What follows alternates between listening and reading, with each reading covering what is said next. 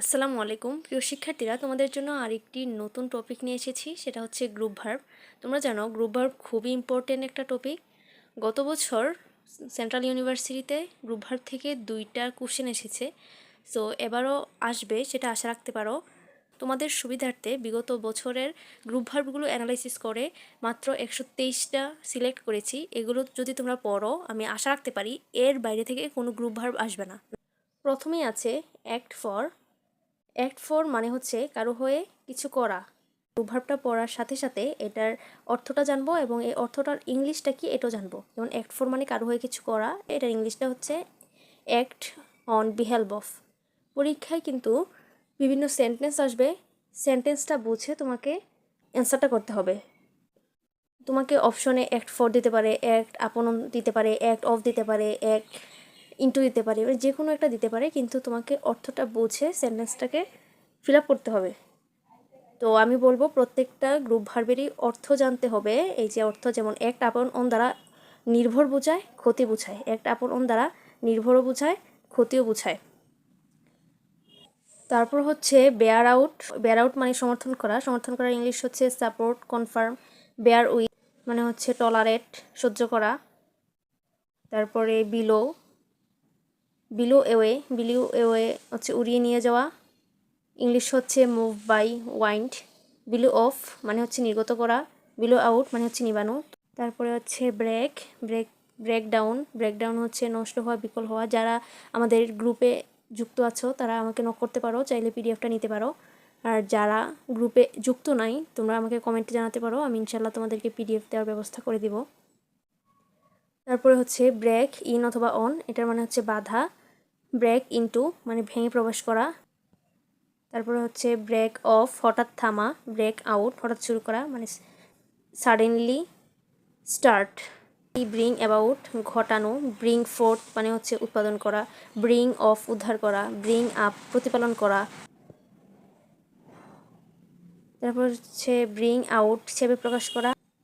অনেক সময় দেখা যায় একই ওয়ার্ড কিন্তু অর্থটা ভিন্ন থাকে। যেমন ব্রিং আউট ছেপে প্রকাশ করানো বোঝায়, আবার ব্রিং আউট দ্বারা দৃষ্টিগোচর করা এটাও বোঝায়। তারপরে হচ্ছে কল ওভার। কল ওভার মানে হচ্ছে নাম বা রোল ডাকা। কল আপ মানে স্মরণ করা, আমরা জানি স্মরণ করার ইংলিশ হচ্ছে রিমেম্বার। কল অফ হচ্ছে বাতিল করা। কল ফর হচ্ছে চাওয়া। তারপর হচ্ছে কল ইন। কল ইন হচ্ছে ডেকে পাঠানো। কল অন অথবা আপন, তোমার অনও থাকতে পারে অথবা কল আপনও থাকতে পারে, দুইটার অর্থ একই হবে, কারোর সাথে দেখা করা। তারপরে হচ্ছে ক্যারি দিয়ে। ক্যারি অফ মানে হচ্ছে জিতে লওয়া। ক্যারি আউট মানে হচ্ছে সম্পাদন করা বা পালন করা। তারপর হচ্ছে কাম। কাম অ্যাবাউট হচ্ছে ঘটা। কাম অ্যাক্রস হঠাৎ সাক্ষাৎ পাওয়া। কাম বাই পাওয়া। তারপর হচ্ছে কাম ডাউন উইথ খুব গুরুতর নয় এমন রোগে আক্রান্ত হওয়া। কাম ডাউন অন ব্যাপক সমালোচনা করা। কাম অফ জন্মগ্রহণ করা। কাম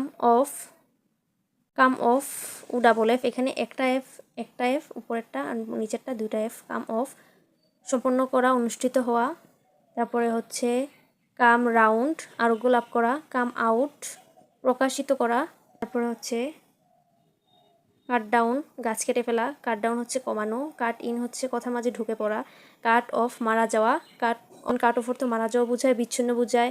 কেটে বিচ্ছিন্ন করা এটাও বোঝায়। এটা বিভিন্ন সেন্টেন্স অনুযায়ী যেটার সাথে যেটা মিলবে হচ্ছে ডাই এওয়ে। পরে হচ্ছে ডাই এওয়ে শ্রবণে বহির্ভূত বা মিলিয়ে যাওয়া। ডাই বাই দুর্ঘটনায়, আত্মহত্যা বা মহামারীতে মারা যাওয়া। ডাই ফর দেশের জন্য, জাতির জন্য বা মহৎ কোনো কাজের জন্য আত্মত্যাগ করা। ডাই ফর্ম হচ্ছে ক্ষত জখম আঘাতে মারা যাওয়া। ডাই ইন হচ্ছে যুদ্ধে, দরিদ্রতা, ঘুমে, শান্তিতে মারা যাওয়া। ডাই অফ হচ্ছে অসুস্থতায়, ক্ষুধায়, রোগে মারা যাওয়া। ডাই অফ হচ্ছে একে একে সবাই মারা যাওয়া।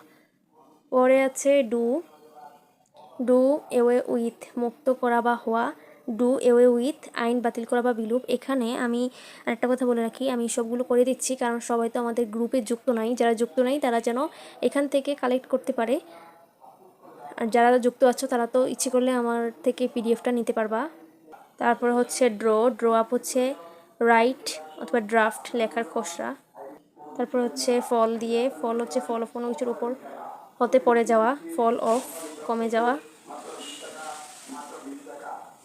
গেট অন হচ্ছে যানবাহনে ওঠা, গেট অফ অথবা গেট ডাউন ফ্রম মানে হচ্ছে যানবাহন থেকে নামা, গেট ওভার রোগ বিপদ বিপর্যয় কাটিয়ে ওঠা, গেট থ্রো উত্তীর্ণ হওয়া, গিভ এওয়ে বিতরণ করা বা দান করা, গিভ ইন পরাজয় স্বীকার করা, গিভ ইন রাজি হওয়া, গিভ ইন নতি স্বীকার করা, গিভ আপ পরিত্যাগ করা, গিভ ব্যাক অন প্রত্যাহার করা, গিভ আউট আলো নিভে যাওয়া বা বিদ্যুৎ চলে যাওয়া, গো থ্রো পড়া, গো থ্রো পুনর্বিবেচনা করা, গো থ্রো সহ্য করা, লুক অ্যাট তাকানো, লুক ডাউন অন অথবা আপন ঘৃণা করা, লুক ইনটু তদন্ত করা, লুক আপ মূল্য বৃদ্ধি করা, লুক আপ অভিধানের শব্দ খুঁজে বের করা, লুক আফটার দেখাশোনা করা, লুক টু মনোযোগ দেওয়া, লুক ফর খোঁজাখোঁজ করা, লুক ওভার পরীক্ষা করা, লুক আউট সতর্ক হওয়া, লুক আপ টু সম্মান করা, তারপর হচ্ছে এম দিয়ে মেক ফর্ম উপাদান হতে বস্তু তৈরি করা, মেক আপ অফ কোনো কিছু সমবায় বা সমন্বয়ে গঠিত, মেক আউট বুঝতে পারবা উপলব্ধি করা,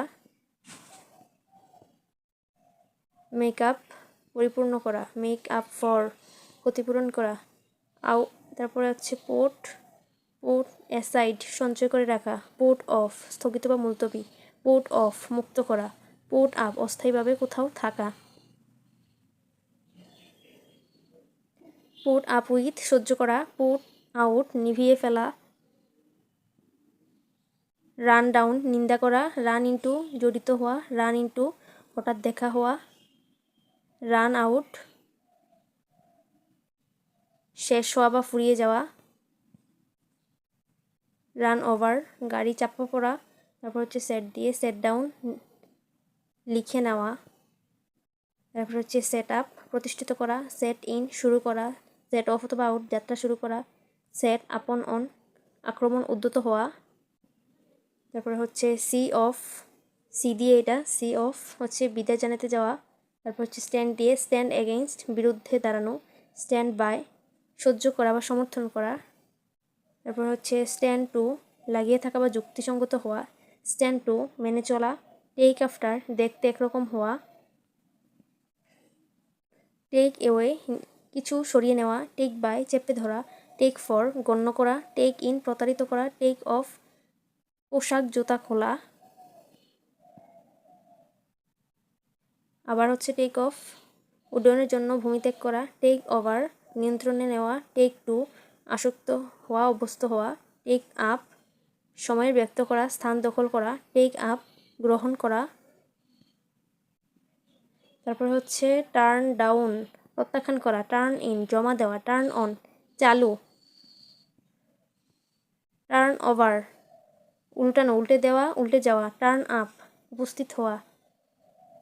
এই যে এই কয়েকটা পড়লে তোমাদের জন্য যথেষ্ট, এর বাইরে তোমাদের কিছুই পড়তে হবে না। মাত্র 123টা পড়লে আমি 100% চ্যালেঞ্জ দিয়ে বলতে পারি এর বাইরে কোনো প্রশ্নই আসবে না। তোমরা একটু ভালোভাবে পড়বা। আর তোমরা যদি এমসিকিউ সলভ করতে চাও আমাকে বলতে পারো, আমি দরকার হয় এমসিকিউ সলভের ক্লাস দিব। তবে এগুলো পড়লে তোমাদের জন্য যথেষ্ট।